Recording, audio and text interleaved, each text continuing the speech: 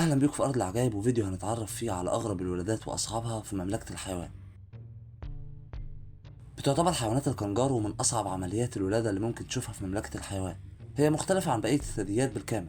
الطفل لما بيتولد بيكون غير مكتمل التكوين، مجرد جنين وزنه بضعة جرامات بيبدأ في الزحف لجراب أو كيس أمه. مخلوق أعمى بيعتمد على فطرته في الحركة، بس بمجرد وصوله للكيس أو الجراب ده بيتمسك بحلمات أمه ويبدأ في ما يشبه الرضاعة لحد ما ينمو في مدة بتتراوح من 5 ل 8 شهور، لحد ما يوصل لليوم اللي يبقى فيه جاهز إنه يترك الغلاف أو الجراب ده ويكتشف العالم. والفيديو ده تم التقاطه في حديقة حيوان واشنطن لغوريلا أم وهي بتولد بمفردها.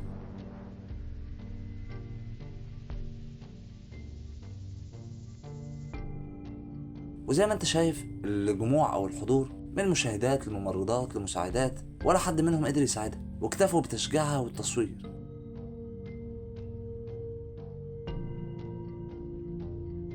لحين ما قدرت بمفردها تولد مولودها.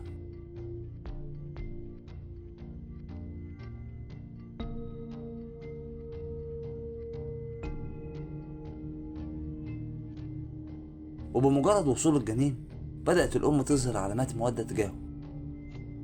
وبيقال إنه في عالم القرود الارتباط ده ضروري لنجاة المولود. وبعد فترة حمل وصلت 16 شهر، أنثى وحيد القرن بتولد طفلها أو مولودها اللي وزنه وصل ل 40 كيلو جرام.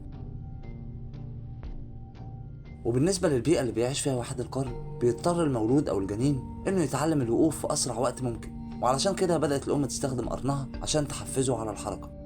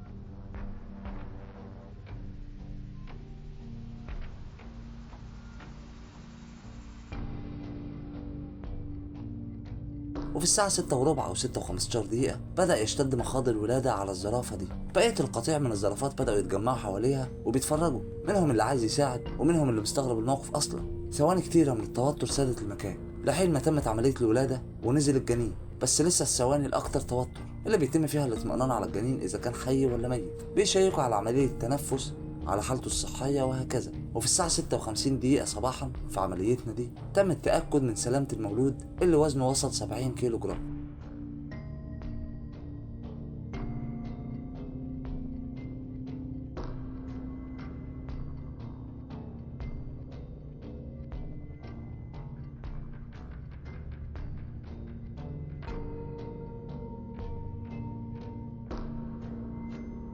كمان من الولادات الصعبة في عالم مملكة الحيوان هي ولادة أنثى الكلاب البرية. الفكرة إن أنثى الكلاب البرية أصلا وزنها في المتوسط ما بيتجاوزش 25 كيلو، ومع ذلك فإنها في الولدة الواحدة بتولد ما قد يصل عدده ل 21 جرم. دي كمية كبيرة جدا، والأدهى والأصعب إنها بعد ولادتها بتتولى عملية الرعاية والاهتمام والتمريض على مولدها. يمكن العدد الكبير ده اللي بيخلي أكتر من النص ممكن يموت قبل عمر البلوغ، إلا إن النص اللي هيتبقى أو اللي حتى أقل من النص بيتم البحث فيه عن القائد الجديد للقطيع.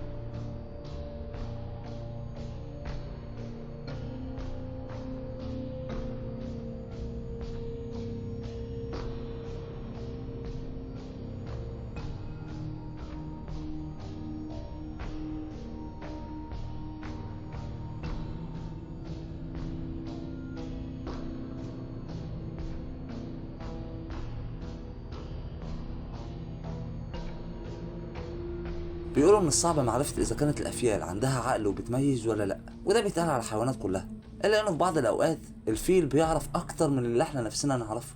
قبل ميعاد الولادة بأسبوعين اتحركت أنثى الفيل دي واستعدت لإنجاب مولودها. كل المتابعين توقعوا إنها مش رايحة تولد وإن المولود ميت وإنها بتنزله، إسقاط جثة مش أكتر، وده بيحصل في عالم الحيوانات. إلا إنه بمجرد ولادة الطفل اتأكدوا إنه بصحة جيدة وإنها كانت مجرد عملية ولادة مبكرة. وبمجرد ولادته بدأت الأم تحركه يمين وشمال في حركات بيقال عليها إنها تحفيز للمولود علشان يبدأ يستوعب البيئة اللي وصل ليها.